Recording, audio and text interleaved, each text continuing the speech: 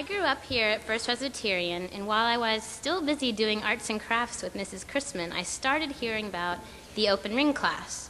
My parents always attended that class, and they thought that Dan Foster's lessons were at once intellectual and faithful, and both practical and spiritual. My first contact with Dr. Foster was as a high school student. Much to the chagrin of the open ring class members, he took a quarter each year to teach the youth Sunday school. Dr. Foster fast became a special influence in my life and in the lives of my friends in the youth group. In him, we see a lay person with a vast bank of scientific knowledge, combined with a real hunger for knowing and understanding God. He inspires the young minds in this church and at the medical school, and he helps us believe that maybe we can use our own gifts to similarly bless those we work with. I'm a first-year student at Baylor College of Dentistry. As I have built up my own medical and scientific knowledge, Dr. Foster's example seems to apply even more strongly. As a professional scientist, he has constantly reminded all of us that science is not a threat. Science is just as much a revelation as anything else in this world. Dr. Foster's example is due in a large part to his outstanding professional accomplishments. I could read you his CV, but then we might run out of time, and we all know he has a lot to say. Dr. Foster's real influence is his ability to lead by example and his constant physical and spiritual presence in our church. Similarly, he brings Christ's message to his professional and scientific world by the simple example of his life. Dan Foster is an authentic man of God who is constantly trying to let his faith inform everything he does. His witness is his ability to meld the professional and the Christian into one cohesive life, which is an inspiration to us all. I'm pleased to introduce Dr. Dan Foster.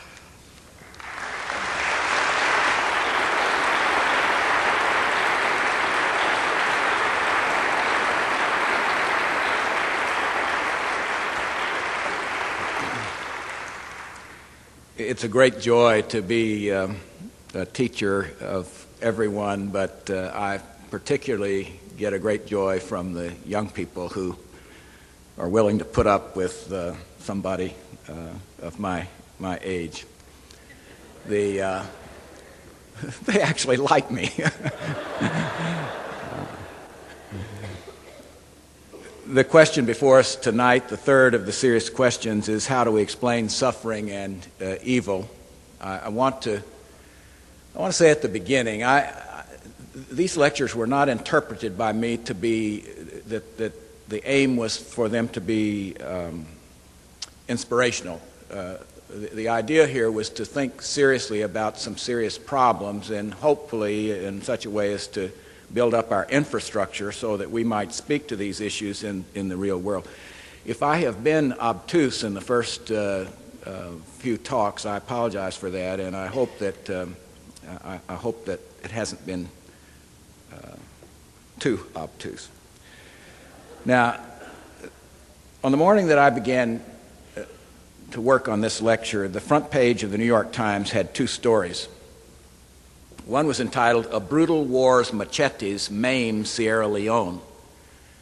And there was a picture of Mohammed Sesay with both hands cut off. The rebels who did it said, "This is an example to show the president." The story went on, hacking off hands and feet of ordinary people had been a key weapon of the widespread campaign of terror and butchery by the rebels.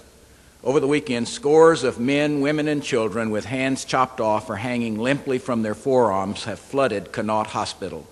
By the weekend, hospital officials had recorded 2,768 dead. There were so many bodies in the driveway that dogs and vultures had come. In the next column was this headline, "Trial in a Brutal Killing Opens." The text read, John William King had shed the bulletproof vest he had worn into the county courthouse today and had on a button-down shirt, its sleeves covering his racist tattoos, even the Woody Woodpecker in a Ku Klux Klan hat. Mr. King, the first of three white men to come to trial in the gruesome death of James Byrd Jr., a 49-year-old black man dragged to death behind a pickup truck, clasped his hands and glanced now and then at the jury pool. Inside were stories like U.S. Press's Kosovo rebels as violence claims more civilians, accompanied by a pathetic picture of a woman and a man and their two children, 10 and 12, lying in a trailer carrying hay where they had been murdered on their farm while they were working. Another story told how a U.S. missile misfired in Iraq, killing multiple civilians. Then there was a story of an earthquake in Colombia where the final death toll would be more than 1,000. One day in the life of the world. Now, how does one explain suffering and evil in the world? It is a perennial, universal problem, the answer to which is cloaked in mystery. Now, I start with the premise that human suffering is poignant, but not a philosophically serious problem if there's no God. If the universe came into existence on its own, and if life arose in a primordial pool of RNA, then life is what life is. Humans act as they act in accord with the genes that nature gave them. Some humans are good, and some are bad, some are kind, and some are cruel, but there's no moral issue. Just as there's no moral issue if a wolf kills a deer or a hawk catches a squirrel. We may be astonished that the evolution of human knowledge and the stupendous gains of modern science are not accompanied by evolution of human behavior towards moral ideas of justice and kindness as developed by the philosophers and the theologians. But there's no questioning of the universe itself because there's nothing else in the universe to question if there's no God. All we can do in a freestanding world is to change the environment wherein the genes act. Even the most, and that I mean by that through education and social action, even the most strict genetic determinist recognizes the constant modifying influence of the environment. One may have a gene or a set of genes that predisposes to obesity, but one does not become overweight if food is restricted. So what we have to do to deal with evil and suffering is by human effort to modify the world in which we live. Now, the problem becomes more serious if one believes there is a God behind the universe. It is a particular problem for those in Judaism and Christianity who trust in the God of the Bible. The problem is best characterized as a trilemma. That is, a set of three propositions which are internally inconsistent. Here's the set. 1, God is omnipotent and parenthetically omniscient. 2, God is wholly good. Those would be fundamental doctrines of the Bible. 3, evil exists. So on the face, those would be, that trilemma would be a problem. It's inconsistent. David Hume phrased the issue succinctly. Is he, that is God, willing to prevent evil but not able? Then he's impotent.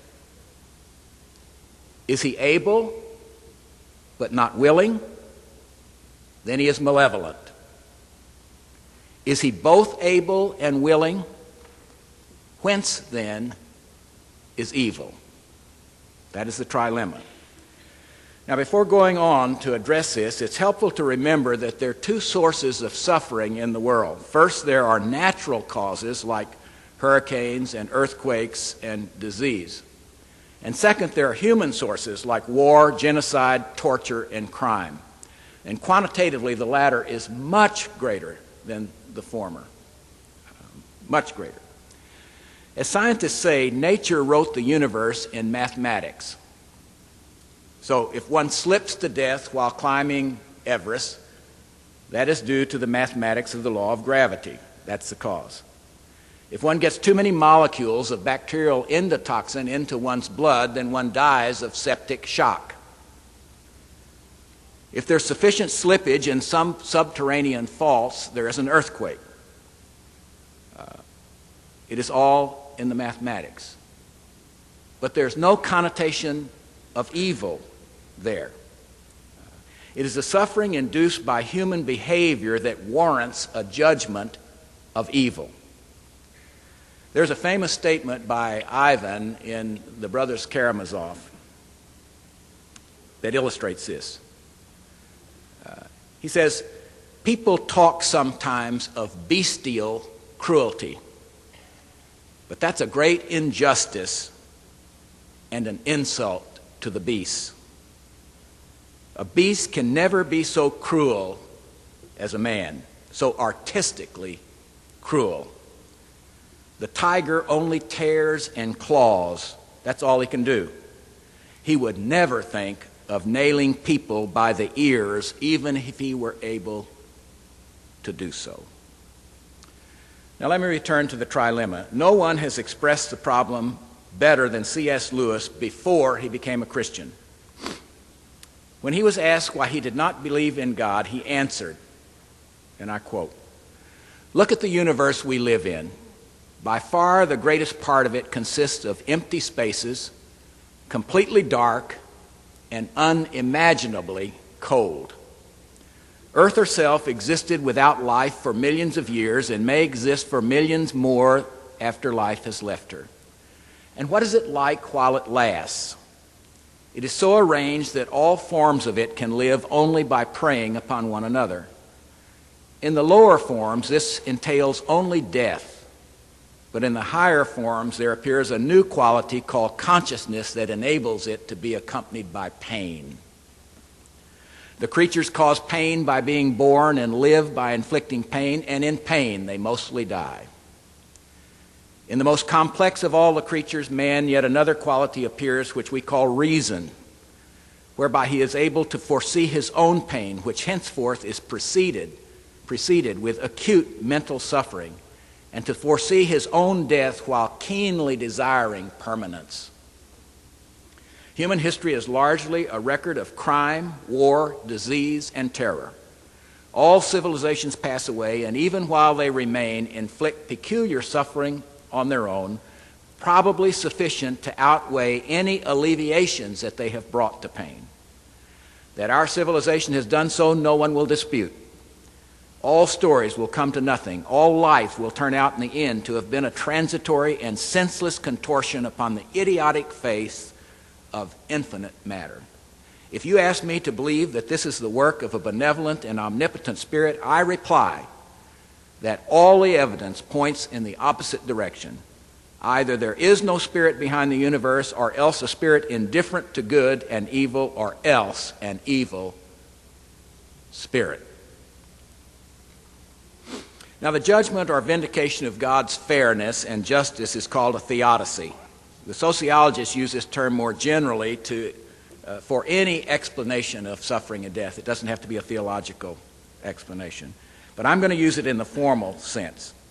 The most poignant symbol of blaming God that I ever saw was the picture of a young Jewish woman outside Auschwitz, her face turned to the sky, her fists clenched, and saying, "You've got a lot to answer to me for this."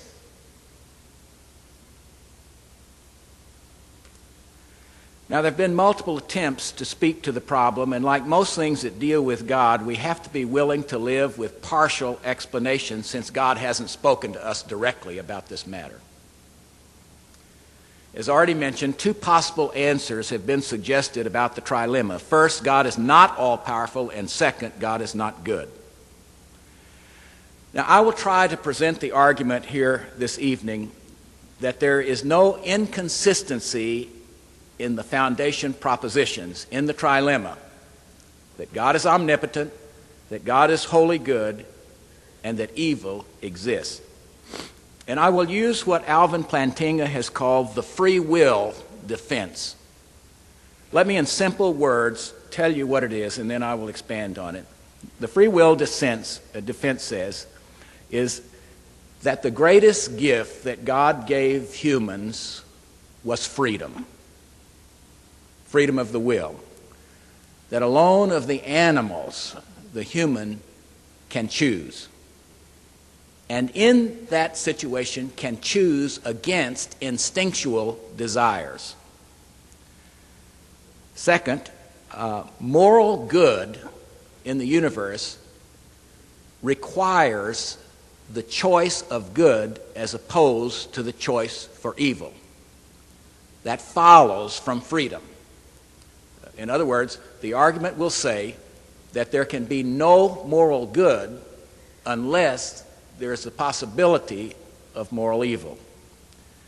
And finally, the argument will say that the great virtues of humans, those things that we think that make humans great, can only occur in the face of evil. Now, I want to begin by citing, and I'll try to make this clear. I want to begin by citing Thomas Aquinas in the Summa, where he was writing on divine providence. And I want you to hear what he says, and then we'll expand on it later. Now, God is the universal provider of all that is. He is the creator, omnipotent. God is the universal provider of all that is. It is therefore fitting that his providence should permit certain defects in particular, lest the perfect good of the universe should be impaired. In other words, what he's saying is that the defects that we perceive in the universe, if they were not present, would make the universe less good than it is. And then he says this: the universe would lack many good things if all evils were excluded. There would not be the life of a lion if there were not the slaying of animals. There would not be the endurance of martyrs if there were no persecution by tyrants.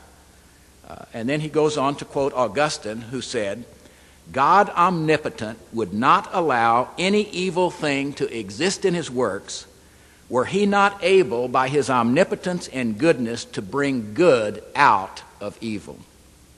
And then Thomas adds that God does not will malice, he does not cause evil, nor compel virtue, he does not cause good. God does not will malice nor compel virtue. Now, the free will defense, as the name implies, begins with the proposition that humans are created free. Alone of all the animals, humans are free in respect to actions. They are not the product of their instincts. Now, the biblical expression of this freedom is very simple, that humans were made in the image of God. The Bible understands freedom to be the mark of being godlike. An action is morally significant if it would be wrong for a given person to perform that action and right to refrain from that action, or vice versa. Now, in his book, God, Freedom, and Evil, Plantinga gives a sort of, this is a very long and detailed logical defense, but he gives a sort of a lay summary, which is helpful. A world containing creatures who are significantly free and freely perform more good than evil actions is more valuable, all else being equal, than a world containing no free creatures at all. Now, God can create free creatures, but he can't cause or determine them to do only what is right, that is, to do only what is good. He can't do that because there wouldn't be any significance if they were not free. In other words, they have to be free to make a moral choice for good. He must create creatures capable of moral evil, and he can't give these creatures the freedom to perform evil and at the same time to prevent them from doing so. It's a logical inconsistency to say you're free, and then I prevent you from doing evil. The fact that the free creatures sometimes go wrong, however, therefore, counts neither against God's omnipotence nor against his goodness. For he could have forestalled the occurrence of moral evil only by removing the possibility of moral good. That's the argument. Now, G.W. Leibniz, the great German philosopher and mathematician, many of the students will remember, he is the co-inventor of the calculus, argued that this actual world must be the best of all possible worlds, else God, being all-powerful and all-good, would have created a better world if such a world were possible. Now, Plantinga paraphrases the argument thusly: a really top-notch universe, he says, requires the existence of free, rational, and moral agents who make choices and who do good or evil. The universe with the free creatures it contains and the evil they commit is better than it would have been had it contained neither the free creatures nor this evil, because then there could be no good, which is called moral. Now let me reiterate here. There is natural suffering in the world which is due to mathematics. That is the rules of the natural universe. And there is moral evil leading to suffering which is due to humans acting evilly. The moral evil is, of course, what the Bible calls sin. Now for some, I want to be careful about this because if you work in medicine, you see this all the time. For some, even the suffering of the life cycle, that is the suffering of just nature, the life cycle between birth and death, natural suffering, calls God into question. That suffering may arise from a natural disaster, a flood, say, or from pain or premature death caused by disease. It's the question, why me? Why did I get the cancer? Why'd you do this to me? The why of suffering becomes particularly insistent if something like premature death happens to a, quote, good person, while the wicked seem to live and prosper. This was one of the fundamental arguments of Job. I am a good person, and I am suffering at the hands of God, and the wicked live. The psalmist repeatedly had that view, that the good suffered and that the evil escaped suffering. So that was a recurrent theme. As an aside, I really doubt that scientific study would show that the, quote, good suffer more than the evil. I think the contrast is brought up when good people die early or something. But Jesus was pretty clear about this. In the Mountain Sermon, he says, your Father in heaven makes the sun rise on the just and the unjust, on the good and the evil, and he sends rain on the just and the unjust. He's absolutely clear that suffering, natural suffering, is not related on its own to whether a person is good or evil. Now, of course, if you drive drunk and you kill somebody, that may be a consequence of evil, but not in general. But sometimes it seems that way. Now, while some judge God unfair because of suffering caused by nature, most of us are readily willing to call that tragedy and are not willing to call it injustice or evil on God's part. So whether the natural suffering is self-induced, e.g. cancer of the lung from smoking, or occurs by chance according to the law of nature, the suffering is from the universe and not from God. Incidentally, from the standpoint of the scientists, particularly the non-religious scientists, the concept of the world being, the universe being evil is not held. They believe that the universe is a dazzling place, a constantly surprising piece of work. Heinz Pagel, the physicist, said this in a discussion of quantum physics as the language of nature. He said, "Nature knows nothing of imperfection. Imperfection is a human perception of nature." Then remarkably, he adds, "It is our humanity that is imperfect. And ironically, because of our capacity for imperfection and error, we are free beings, a freedom that no stone or animal can enjoy." It won't escape you that far away from any discussion of theodicy, he has raised the free defense that I'm speaking about. He has invoked the free will defense. It is humans who go wrong, not the universe. Now, I want to go beyond the narrow free will argument. What we've said so far is that it is not possible to choose for moral good unless there's a possibility equally valid to choose for evil. I can choose to be kind or I can choose to be cruel, and I'm absolutely free to do either. And if I was forced to be kind or I was prevented from doing evil, that might be a universe that was, in some people's eyes, a more admirable universe, but it's not a moral universe. And I want to, having said that now, I want to go to an additional point. Having said that it's humans choosing to do evil that causes evil and not the omnipotent, all-good God, he simply gifted us with the godlike quality, the freedom to choose, which we call free will.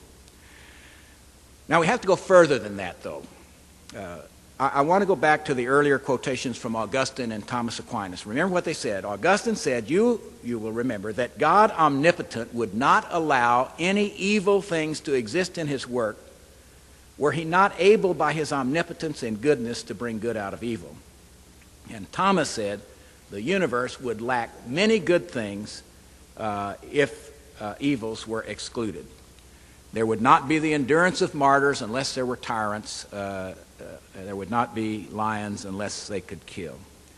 Now what follows, and I want to say before I say it because it sounds very radical, but what follows is that the existence, what I'm going to say next, is that the existence of evil is a sine qua non, a without which not for many moral goods. It is a condition for them.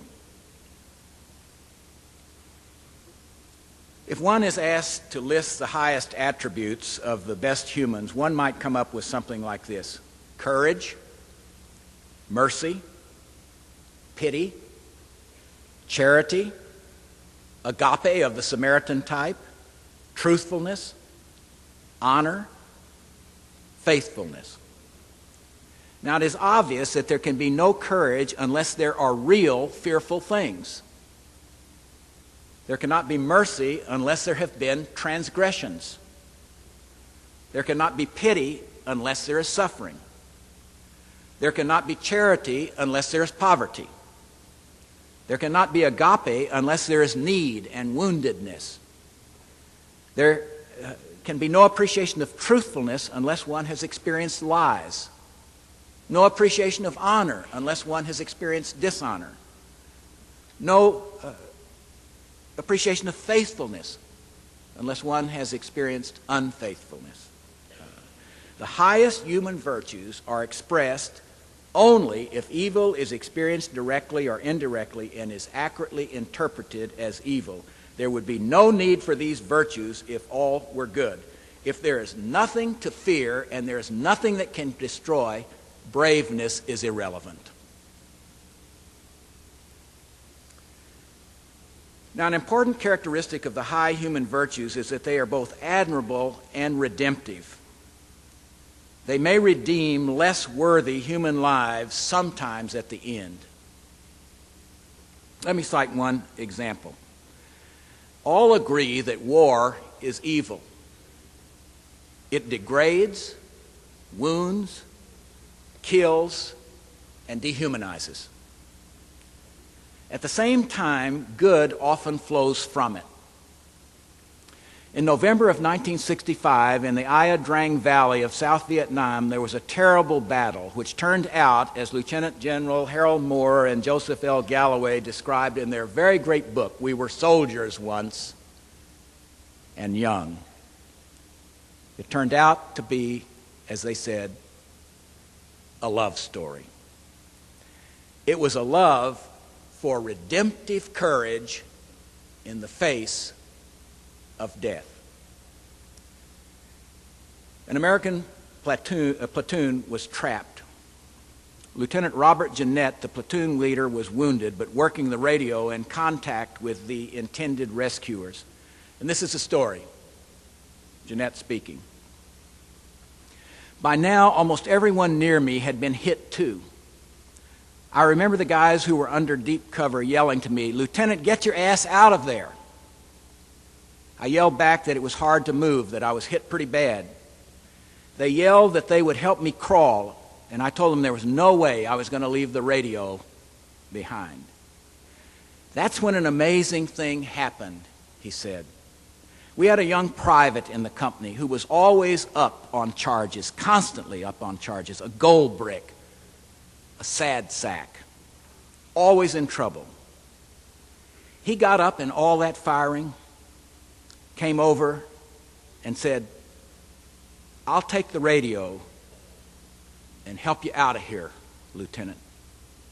As he bent over trying to get the radio out from under me, he took one right through the heart and fell over dead.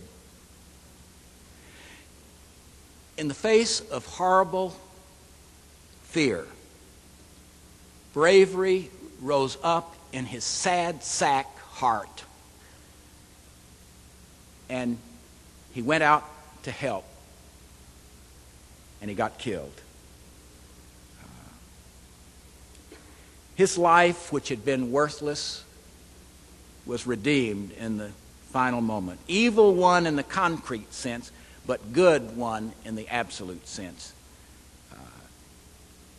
And not only that, his colleagues, they tried to honor him. It was sad. They tried to honor him, and the lieutenant couldn't even remember his name when they tried to get him a medal. But they were inspired, and readers like myself still get wet eyes when they read it. A major side benefit of virtues and moral good expressed in the face of evil, that others are inspired likewise to choose good. I really think that Jesus must have smiled at Ia Drang that day, not because of his death, but because one human being, in the face of incredible danger, conquered it with courage and acted in sacrificial love to save another human being who happened to have been his platoon commander and had cashiered him almost over and over again.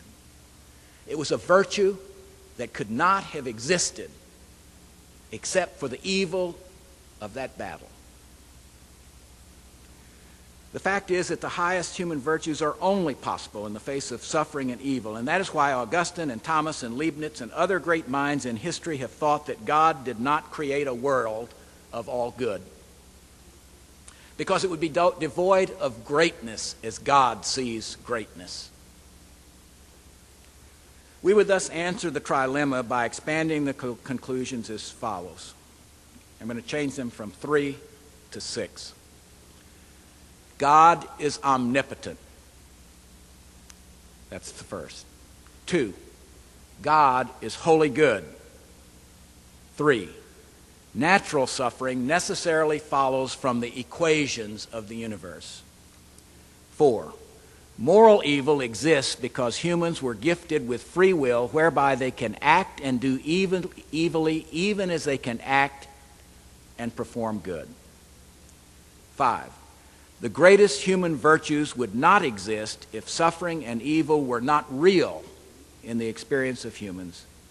6, therefore, God is just and good in allowing evil in the world he created. Now, to this point, the argument has flowed from human experience and philosophy. I want to add now some specifically theological observations. As outlined in the statement I read from C.S. Lewis, evil and suffering in the world may cause one to reject a first experience with God. That's what happened to C.S. Lewis. But equally true is the fact that the experience of evil or suffering in one's own life or in the observation of others who are in pain can cause a believer in God to undergo a crisis in faith. That was the experience of Job's wife. And you remember her poignant cry, "Oh, Job, curse God and die." On the other hand, and perhaps more frequently, suffering and distress may drive one to God for strength and understanding and hope. That is the profound meaning of the Job drama, where Job surrenders to the God who is God. What he says in utter simplicity is this: I had heard of you by the hearing of the ear, but now my eye sees you. And therefore I despise myself and repent in dust and ashes. He despised himself for accusing God. Stephen Mitchell describes this movingly. This is what he said: Job's final words issue from surrender. Surrender means the wholehearted giving up of oneself. When Job says, I had heard of you with my ears, but now my eyes have seen you, he is no longer a servant who fears God and avoids evil. He has faced evil, looked straight into its face, and through it into a vast wonder and love. He feels he has woken from a dream in the sense of actually seeing the beloved reality he has only heard of before. And that is what makes his emotion at the end so convincing. He has let go of everything and surrendered into the light. In suffering, he finally saw the God who is God. Now, Elie Wiesel, the great voice of remembrance of Auschwitz and the winner of the Nobel Prize, Peace Prize, had essentially the same experience. He surrendered also. This is what he wrote in an article in the New York Times entitled A Prayer for the Days of Awe. And in this prayer, he speaks to God. In my testimony, I quote, "In my testimony, I have written harsh words, burning words about your role in our tragedy. Where were you, God of kindness, in Auschwitz? What was going on in heaven at the celestial tribunal while your children were marked for humiliation, isolation, and death only because they were Jewish?" At one point, Mr. Wiesel says, "I began wondering whether or not I was unfair with you. After all, Auschwitz was not something that came down ready-made from heaven. It was conceived by men, implemented by men, staffed by men." See, he's bought into the freedom of the will argument here. "And their aim was to destroy not only us, but you as well. Ought we not to think of your pain too? Watching your children suffer at the hands of your other children, haven't you also suffered? As we Jews now enter the high holy days again, let us make up, Master of the universe. It is unbearable to be divorced from you for so long." He talked about a 50-year divorce. He had seen through evil and back to God. Now, in reading my notes this afternoon for tonight, I had the sense that maybe the argument was technically correct, but too technical. So I want to tell you a story. It's a parable. It's a true parable. And it illustrates what I've been trying to say. It says that our God is a God of incomparable goodness, and that in all life, he is calling us to the venture of hope. It fell my lot to see a young mother one day at Southwestern Medical School, and after I had finished with the medical history, I had noticed that she was sitting there twisting her hands around a handkerchief, and she says later that I was rather brusque about it, and I said, "What's the matter with you? Are you nervous or something?" And then she told me that she had twin girls, one of whom had leukemia. And she'd been in remission for 4 months, and now the disease was raging again. I talked with her and immediately began to mention some aspects of a theodicy. She wanted to know why it's particularly hard when you have twins and one's dying from leukemia and the other's not. I got to meet the little girl subsequently. She was an absolutely wonderful young girl, a straight-A student, and so forth. I gave her, the next time I saw her, she came back to talk with me, and I gave her C.S. Lewis, The Problem of Pain. If it wasn't a church group, I'd tell you what she actually told me later about this, but I'll just abbreviate it. She said, "Why did he give me that BS?" Only she didn't say BS, you know. I mean, it was too tough for her. It was too tough for her. But we talked, and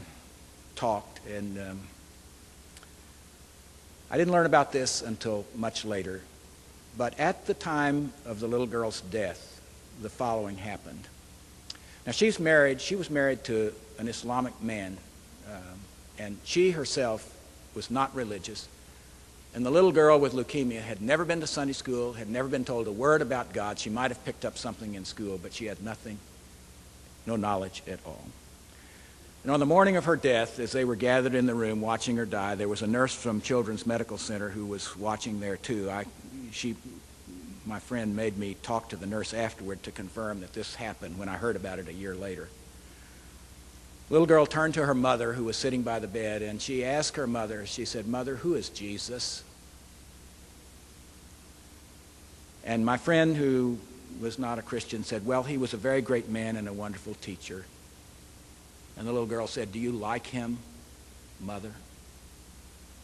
And she said, "Oh, yes, I like him very much."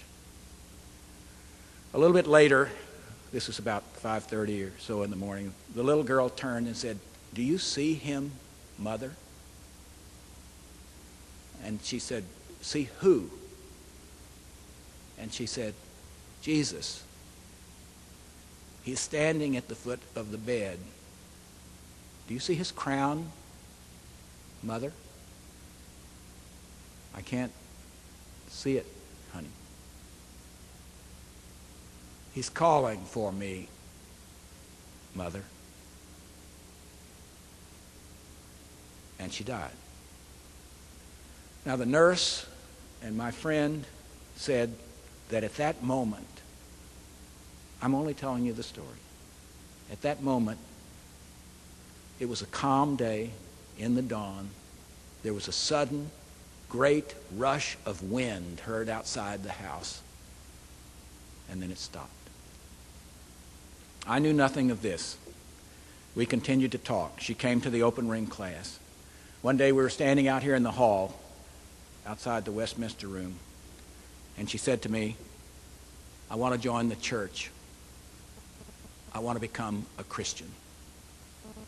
And I said, "Don't do this unless you can't not do it." You see, I was afraid she was rebounding from grief. And she said to me, "If I come in, I'll never leave." Now, I tell you this story because although I did not learn about it until a year afterwards, what happened was that in the loss of this child, which is the greatest loss we face in life, it's worse than the loss of a mother or a father or a spouse or a sibling.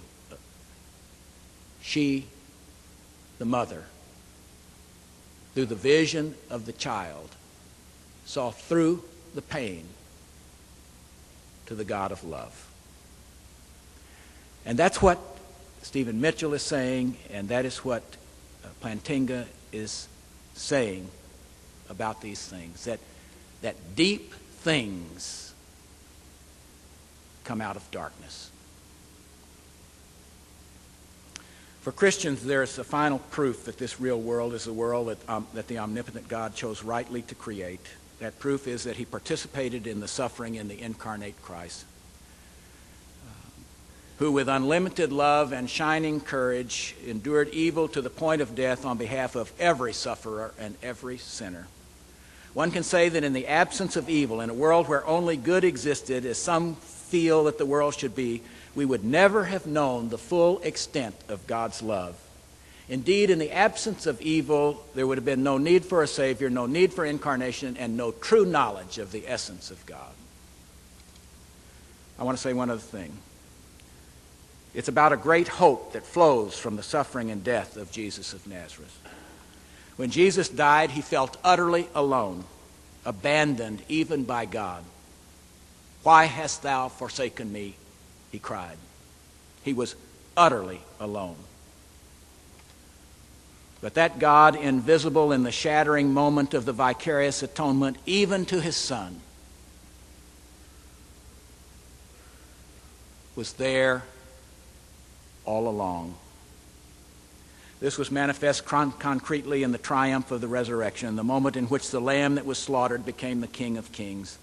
And the lesson from this, the premier event of all history, is that God does not protect us from suffering, but he walks with us in suffering.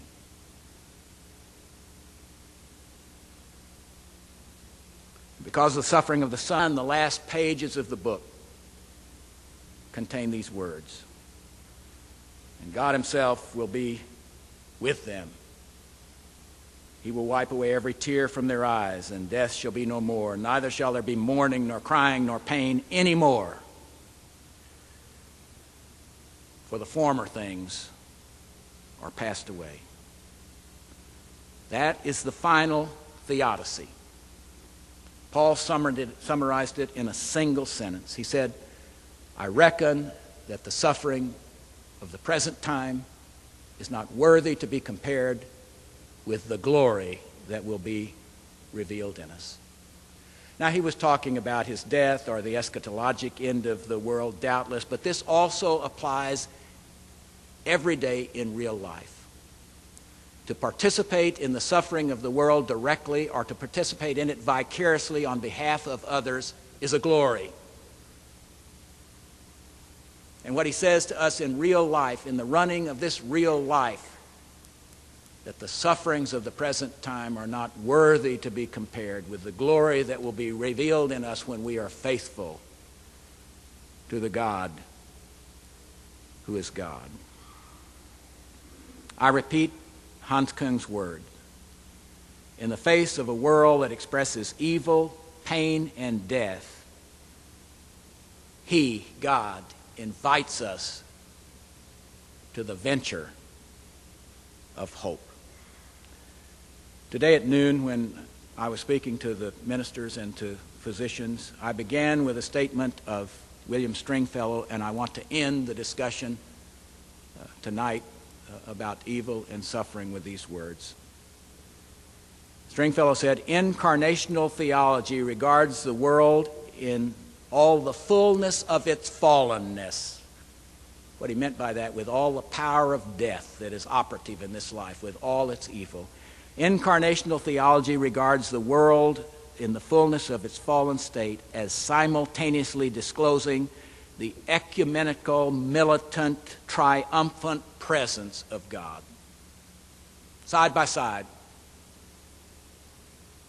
it discloses the ecumenical, militant, triumphant presence of God. And in that confrontation, we also invite others to the venture of hope by sharing their suffering, any suffering, and helping out. We are the invitees as well as the invitors to the venture of hope. And that, in the end, is what this is all about.